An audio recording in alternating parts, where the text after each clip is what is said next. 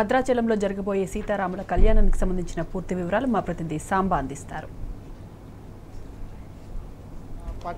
వివాహ మహోత్సవానికి జగదవి రాముడు సీతమ్మ వారిని కళ్యాణం ఆడేటువంటి గడియ కోసం భక్తకోటి 1000 కళ్ళతో ఎదురు చూస్తున్నటువంటి శుభముహూర్తం రెడీ అయింది. భద్రాచల దేవస్థానంకి పక్కనే ఉన్నటువంటి మిథిలా స్టేడియంలో రాష్ట్ర ప్రభుత్వం ఆధ్వర్యంలో పెద్ద ఎత్తున ఏర్పాటు చేసినటువంటి పరిస్థితి కనబడుతుంది. ప్రస్తుతం మనం మిథిలా స్టేడియంలో సీతారాముల కళ్యాణం జరిగేటువంటి శిల్ప కళాతోరణంతో శోభిల్లుతున్నటువంటి కళ్యాణ మండపం దగ్గర ఉన్నాం. ఇదే కళ్యాణ మండపంలో కాసేపట్లో జగదభి రాముడు లోకాభిరామమైనటువంటి సీతమ్మ వారిని కళ్యాణం ఆడబోతున్నారు. అభిజిత్ లగ్నంలో సీతారామచంద్రుల స్వామి వారి కళ్యాణ మహోత్సవాన్ని నిర్వహించేందుకు ఆలయ అధికారులు పెద్ద ఎత్తున ఏర్పాటు చేశారు.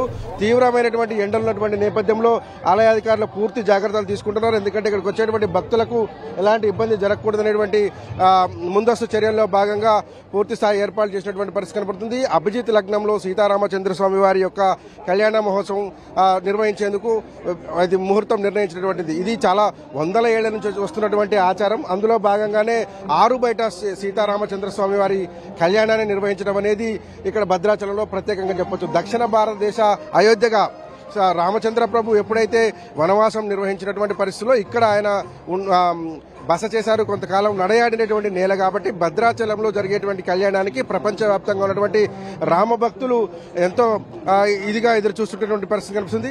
సీతారాముల కళ్యాణాన్ని తిలకించాలని చెప్పి పెద్ద ఎత్తున భక్తులు భద్రాచలం తరలి వస్తుంటారు. రెండు తెలుగు రాష్ట్రాలతో పాటు దేశవ్యాప్తంగా అట్లాగే ప్రపంచవ్యాప్తంగా ఉన్నటువంటి రామభక్తులు అందరూ కూడా భద్రాచలం వేయించేస్తారు. భద్రాచలంలో స్వామివారి కళ్యాణాన్ని తిలకించి ఇక్కడ ఇచ్చేటువంటి అక్షితలు, భద్రాచలంలో అక్షింతలు అనేటివి చాలా ప్రాముఖ్యం కలిగినాయి, చాలా ప్రాశస్త్యం కలిగినాయి.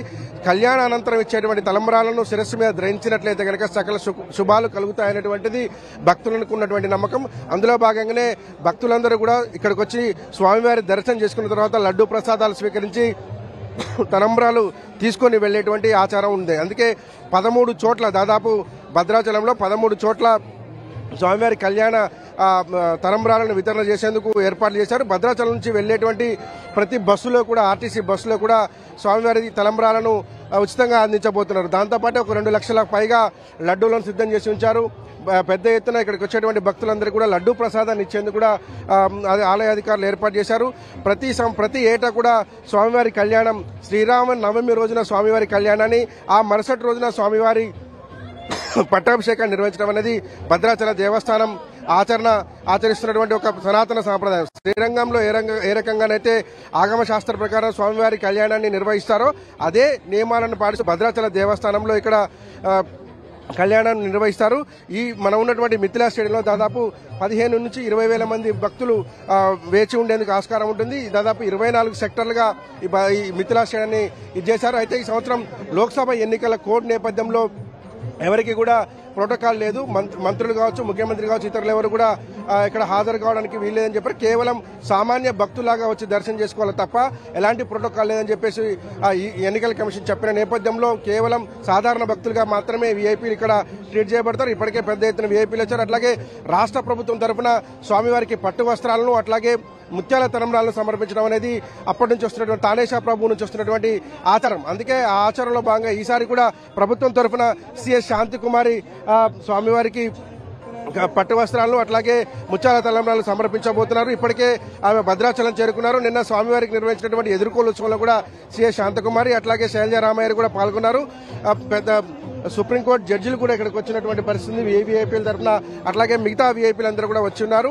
కాసేపట్లో శ్రీరామచంద్ర వారి కళ్యాణ క్రతు మహాఘట్టం మొదలు కాబోతుంది. సీతారామచంద్రుల స్వామి వారిలను ఏదైతే కళ్యాణ విగ్రహాలు ఉన్నాయో వారిని తీసుకొస్తారు. ముందుగా భద్రాచల దేవస్థానంలో ఉన్నటువంటి మూల విరాట్కు కళ్యాణం నిర్వహించడం. భద్రాచలంలో శ్రీరామనవమి జరిగేటువంటి కళ్యాణం జరిగేటువంటి సందర్భంలో మూల విరాట్కి కళ్యాణం నిర్వహిస్తారు. ఎందుకంటే ఆరు బయట కళ్యాణం నిర్వహించడానికంటే ముందే లోపల కళ్యాణం నిర్వహించడం అనేది సాంప్రదాయం. అక్కడ కళ్యాణాన్ని నిర్వహించిన తర్వాత ఉత్సవమూర్తులను తీసుకొచ్చి ఇక్కడ మిథిలా స్టేడియంలో ఏర్పాటు చేసి స్వామివారి కళ్యాణాన్ని నిర్వహిస్తారు. ఇది భక్త జనకోటి అంతా కూడా పరవశించిపోతున్నటువంటి ముహూర్తం. 10:30-11 ప్రాంతంలో మొదలయ్యి 12:30 వరకు ఈ క్రతువు కొనసాగుతుంది. అత్యంత వేద పండితుల వేదోచ్చారణ మధ్య స్వామివారి కళ్యాణాన్ని నిర్వహించబోతున్నారు.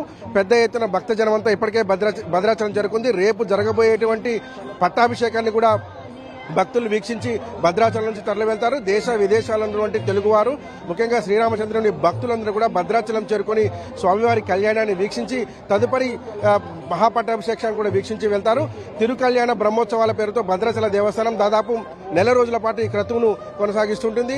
ఆ తర్వాత స్వామివారికి సంబంధించినటువంటి తిరుకళ్యాణ మహోత్సవాలు ముగిసినట్టుగా ప్రకటిస్తారు. ప్రస్తుతం అయితే భద్రాచలంలో జై శ్రీరామ నామస్మరణ జరుగుతుంది. భద్రగిరి కూడా రామనామస్మరణతో మారుమోగిపోతున్నటువంటి పరిస్థితి ఉంది.